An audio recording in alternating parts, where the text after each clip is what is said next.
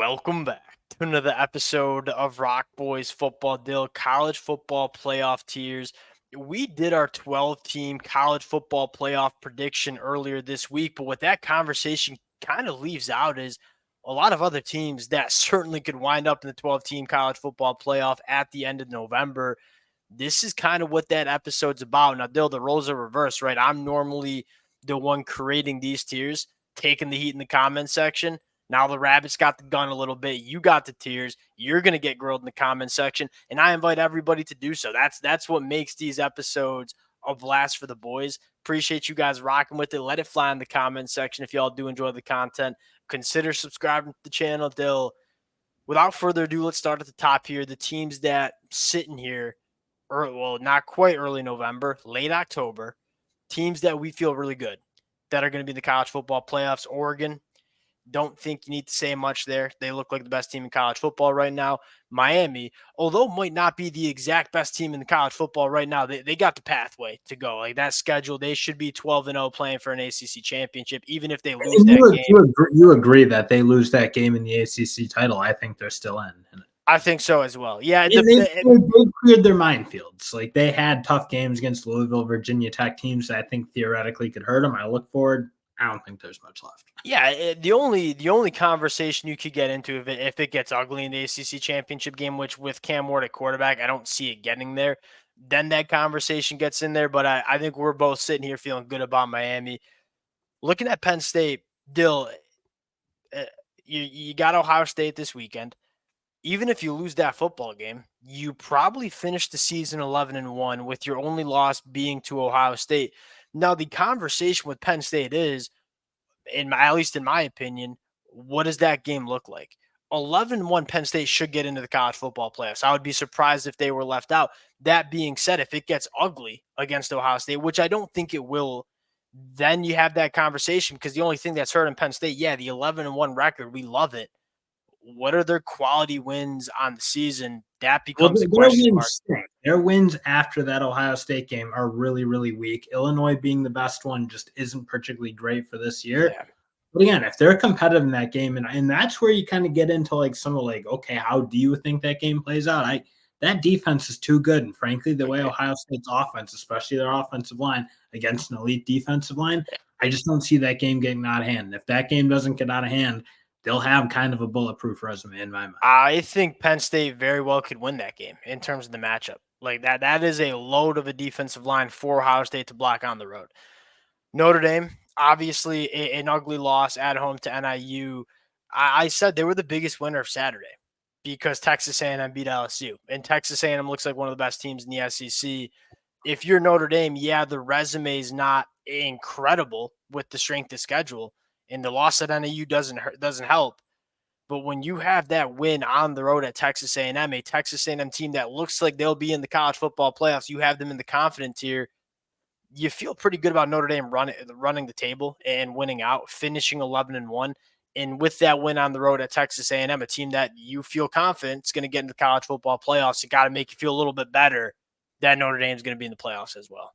And this is where, if you're a college football fan and you count me in that Michigan fan here, like I don't really love the fact that Notre Dame gets to not play in a conference because you've seen this now happen twice, at least in my life, that I'm thinking of, and twice getting into a playoff and twice getting rolled. And that happens sometimes when you don't have to play certain teams and you don't eventually have to play a conference title game. So it does frustrate me a little bit that they get to kind of skate through in this way. But at the end of the day, if they go 11-1, like the game's the game, I don't see how you leave them out with that win over A&M.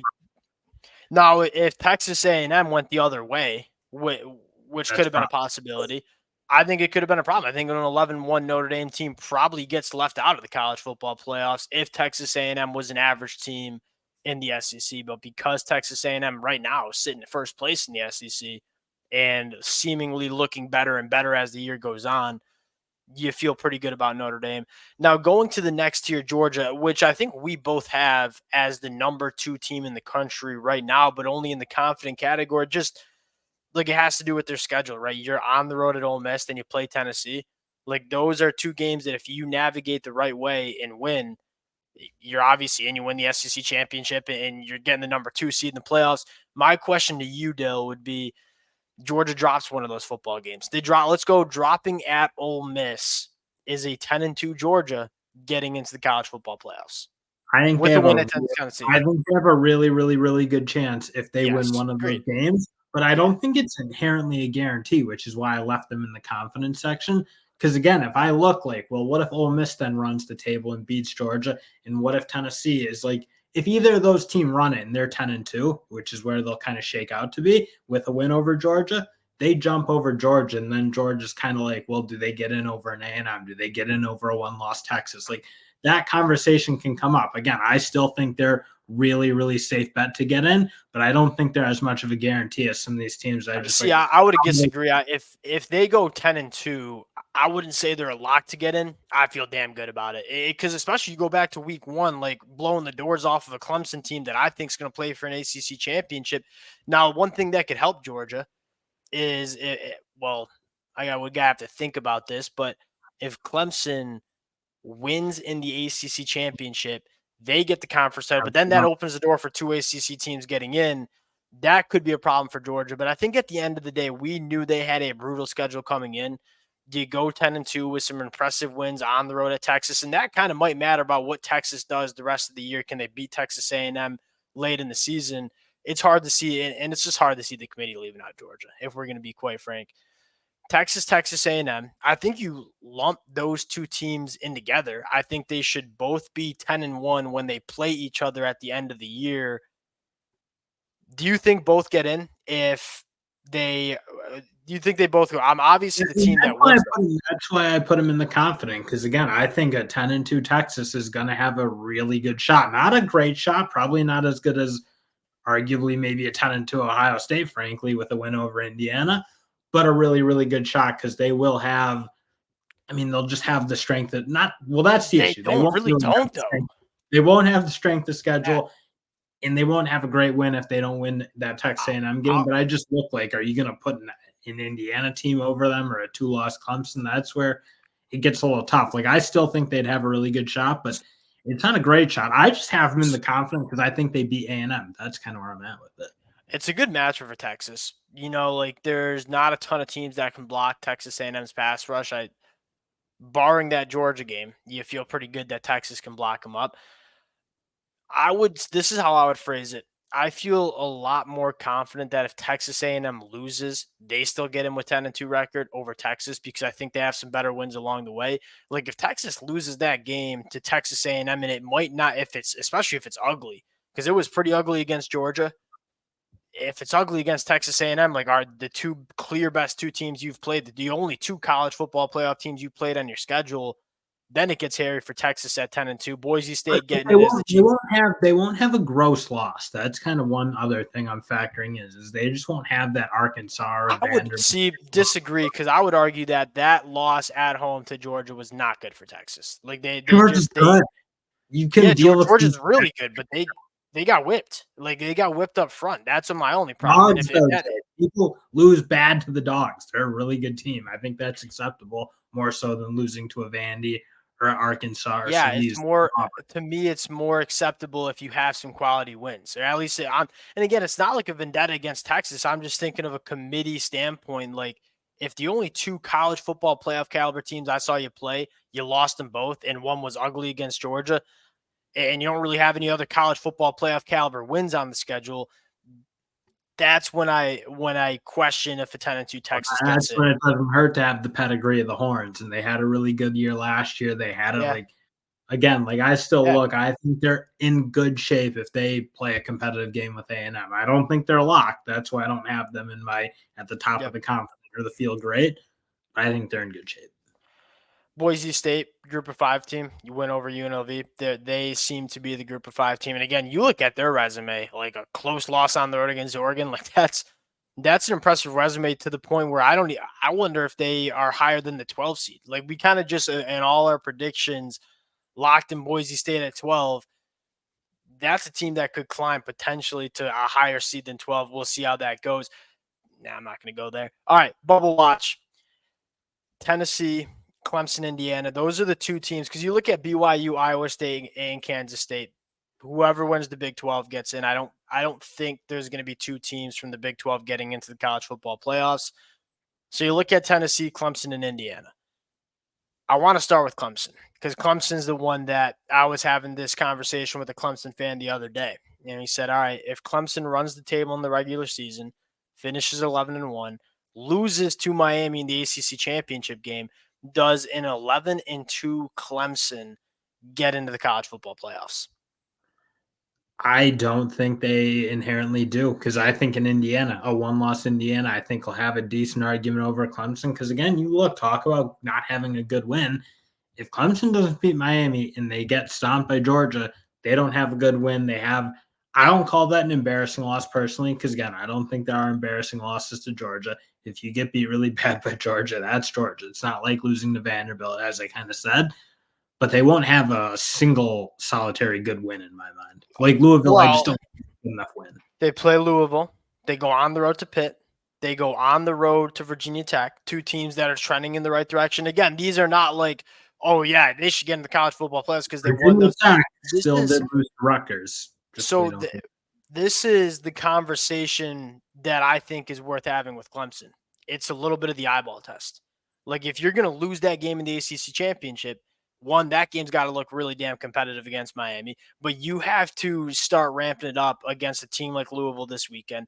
You got to go beat Pitt badly. You got to go beat Virginia. Like, then I think when you're sitting there 11-2 as that fringe team, I think and we've seen the committee do this. The committee's going to be like, all right, what do we think's the best team? Like, when we eyeball tested, we watch these teams. I know they want to talk about all the numbers and analytics. They're still humans. This is not like all this data getting put into a computer. The eyeball test is still going to matter. I think it's going to matter a hell of a lot for Clemson in terms of getting into the college football playoffs because they got to look good in the month of November. They're going to have the opportunity to show their playoff team. They got to take advantage of it over the next couple of weeks.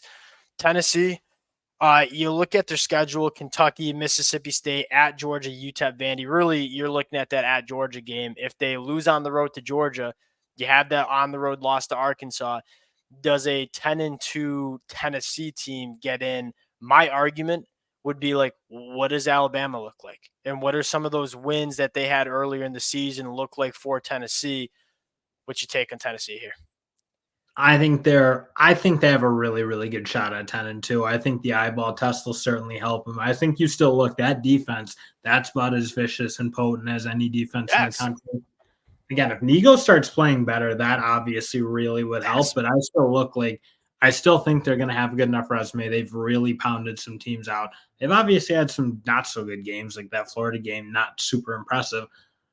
But I still think like they're probably going to find their way in at 10-2. I think it kind of matters how Nico looks. You know what I mean? Like if he still struggles the way he has been struggling, I could see a committee like having massive question marks about Tennessee. But if he starts to ramp it up and you lose to Georgia, but it's close, but Nico starts playing really good football, it's going to be hard to leave that Tennessee team out, especially with how good their defense is. Dill, Indiana, I think they're going to be 11-1. Like you look at Ohio State tight, they're a really good. They get in. I think they're in 100%. They're about to play this Ohio State team tight. We'll see. Yeah, no, but if they do, and it's like an inside a 10-point game because you're going on the road to the shoe, I think they're in. One, because I really think Ohio State's a damn good football team. I think more importantly, at a certain point, you got to respect what Indiana has done. They've not just beaten teams; they've dismantled teams. Now, I think they need to be perfect outside of that Ohio State game, and I do think the month of November matters. Like when you go play Michigan State this week, and when you play Michigan the next weekend, you have to look like a college football playoff team because if you're Indiana, you're battling the preconceived notions of this team ain't that good, like what they were last year, what we thought they were going to be in 2024. So you gotta dominate. You gotta look the part. They've been doing that. If they continue to do that, play Ohio State tough, they're getting in. If they don't get in with an 11-1 record, we riot because I think they certainly deserve to. They're going to be in the fight for that because, again, I don't think Indiana is going to do itself a ton of favors based on, like, we talk about Texas pedigree, Texas A&M, Ohio State's pedigree. Indiana's isn't going to help them. And, I mean, we don't maybe need to love that. That's part of the game. But that's clearly part of the game. I look like, again, because they're not going to have good wins. That's going to be a huge issue for them. You look, their best win will probably be Michigan, Nebraska, that'll be one of those probably if they don't beat Ohio State. So they're not going to have a ton to hang their hat on. If that Ohio State game, they don't really, really look the part, I think they're in trouble. And even then, I still feel like they're going to be fighting an uphill battle to an extent. Not that I think that's deserved, but I think they will be a little bit. I would agree with that. LSU, Bama, I feel like they just need a little help. Like, yes, they obviously need to be perfect, but they also, I feel like, need some help in terms of what teams are doing around them. SMU, like, there's a solid shot they play for an ACC championship. So that's just the team. Again, we say it all the time. Do I think they're a top 12 team in the country? No, I do not. But this is a part of the sport. Like, if you have an opportunity, you're gonna have, like, Louisville had an opportunity last year to win the ACC. They probably I wouldn't say they didn't deserve it, but they weren't that good of a team. But they had the opportunity. SMU is going to be that team this year. The reason I'm putting SMU a little bit higher is I think that's a pseudo, not a playoff game, but a chance for the playoff, depending on what else happens in the country. Even if those two teams don't necessarily win the conference or even play in the conference title, I think a one-loss or a one-loss Pitt may have a slight argument. I don't think they'll have a great argument. That's why I have them, and I don't think SMU is an easy game for them. Well, a one-loss Pitt would have a win over Clemson. You know what I mean? Like, if they lose to SMU and then beat Clemson like that. Yeah, I don't totally see it. I mean, you look at Pitt, the wins are not super impressive, but it is a team that's playing some pretty good football. That's not me trying to take away from Pitt. SMU and Pitt need to be perfect the rest of the way. They probably also, Pitt could go undefeated and win an ACC, but SMU probably needs some help around them as well. Colorado's a team to watch. Like, I throw them up in the Big 12 race. Like, I just, like, they're getting better, and I feel they like need a lot to shake out, though. This isn't like a Colorado's not good enough to beat any of those three teams. Just with that loss to Kansas State and with the way Iowa State and BYU have kind of run it, I think they kind of get into a difficult spot where, again, like, if Kansas State wins out, they're obviously in. If BYU continues to win out, and they don't really have a tough schedule left. So I look like BYU's got a really good shot to get in. And then Kansas State, if they beat Iowa State, or if Iowa State beats them, then that's keeping Colorado. Agreed. So I just don't think Colorado's got a great path that title game, and they're not getting in without it. Yep, agreed. Why Ole Miss long shot? Like, wouldn't you put them up with LSU, Bama? Like, because you look at Ole Miss. Sorry. I think Ole Miss is not good enough playing. Like, I don't think they're playing good enough to have a particularly decent shot, even if things work out.